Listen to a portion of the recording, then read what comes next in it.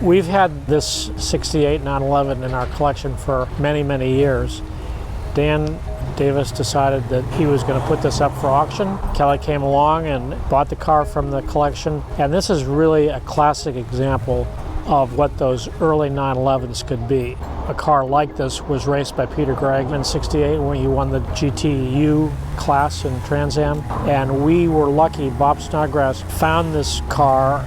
When he saw it, he was like, oh my God, we got to have that in our collection. So we took it and it's sat in our collection to now.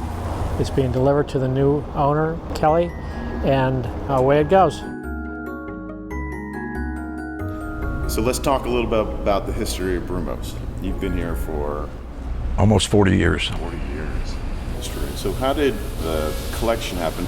Well, 99, 98, we had had so many cars stored up from downtown that race shop had become a storage area. So they decided they needed to build a place just for the cars. And they had a detail center back here. So we decided they kind of build a race shop around it. We call it the Collection, because it wasn't open to the public.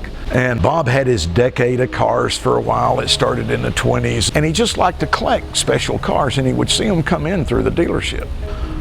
A little 68 911 come in. This car was kind of unique because it was a California spec car, one of the first ones that Porsche had done with an air pump. And I think the gentleman's name was Skip Breedlove. He wanted a Brumos car, so he bought it. He was in there one Saturday as he come in, had his car out there, and was telling Bob what he was going to do. And Bob's like, no. This car's a classic. You don't want to do that. The guy left with a white 930 that was on the showroom floor, and we had a little Bahama yellow 68 911 traded in. And Bob says, I want you to take this in the shop. I want to go through the whole thing. So we put the air pump all back on it, and it made the collection. How many cars have you guys sold out of the collection? I can't ever remember selling a car out of here to an individual that came in, but Pete Sachs bought Kelly Telfer in. We're here for 3 or 4 hours looking at cars, just kind of exchanging stories, but that's kind of what a collection like this should be all about.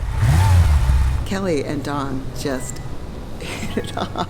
He said, wow, oh my God, I love that car. I'll buy it from you.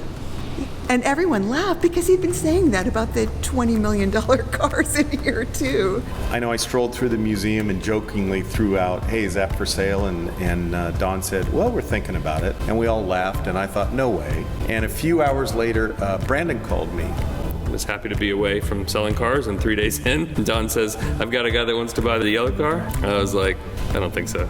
And he was, I'm serious. So I called Kelly, and it was really a pleasant surprise. So he calls me and he gives me a price range, and I basically said sold. I didn't care which end of the range. And then he said, we don't want to just deliver a car to you not having it thoroughly gone through. So they dropped it off at Jacksonville Porsche and had it gone through nose to tail. I go, great, a day? No, it's going to take a couple weeks. So I realized I'm in way over my head. This is a totally different league with this car. And I'm just really honored and proud that you guys sold it to me. I'm really thrilled for our relationship.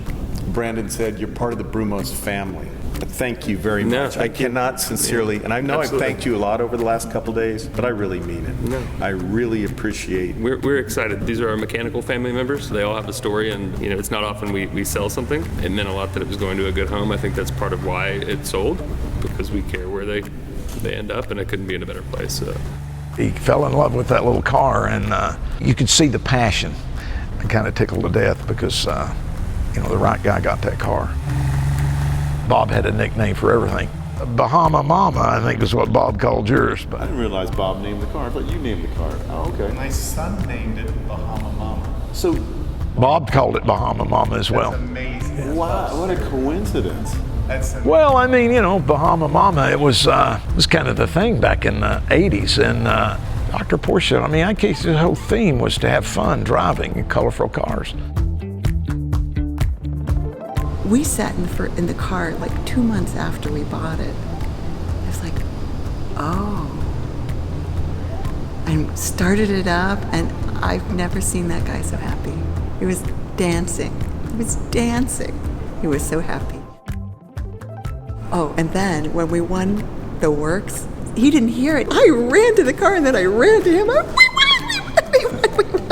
And he was so excited. It was amazingly cool. So, and that was the first time I ever drove in the car, was to sit in the passenger seat and drive up to get our trophy, which was amazing. I'd like to thank Peter and Keenan from the Custom Map Company. They introduced me to Brumos. Kelly takes this car to the Porsche Works reunion and wins first place with it.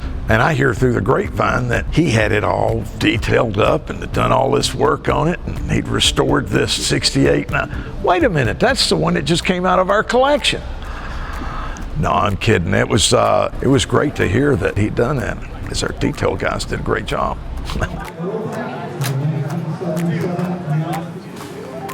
Tulia Turanov, he set a rally up, and he's out in Tulsa, Oklahoma, and it was called the Hillbilly Millie, and it was 1,000 miles through the back roads of Arkansas.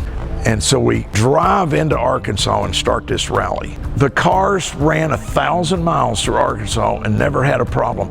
Of course, Porsche could lose a damn cylinder and win a race, but boy, did they have a blast. But yeah, Kelly's car was a hit.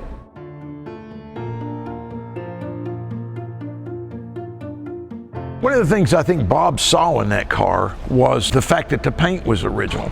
Terry Simmons tells me he thinks there may have been some touch up here or there. The car has never been repainted.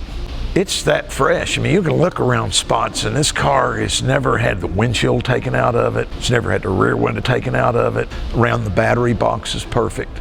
Bob ran his little meter across that car. Didn't find any putty or anything in it. For a 911 not to have any putty in it was a pretty big deal, because as you know, it was kind of before the galvanizing started, and there was, it was rust. Not sure where the car actually first came from, but I bet it was out west somewhere, because it was just in awfully good shape. Because you got to figure the car was 20 years old by the time we got it almost. Bob Snodgrass saved that car. Porsches, they're in the heart. You can't get rid of them. The truth is that Porsche people, the people who get involved in the Porsche Club and go to all those competitions, they do it for the people. It's partly about the cars, but it's mostly about the people, to talk to each other and admire each other's cars, but also just get to know each other, become friends. So to me, that's the coolest part. Don't get me wrong, it is very cool to have a 1968 Bahama yellow 911, but it's also very cool just to be a part of that world. It's perfect for somebody to buy a car that has a passion for a car like that and the company it came from. It's kind of an honor for him to have it and appreciate it like he does.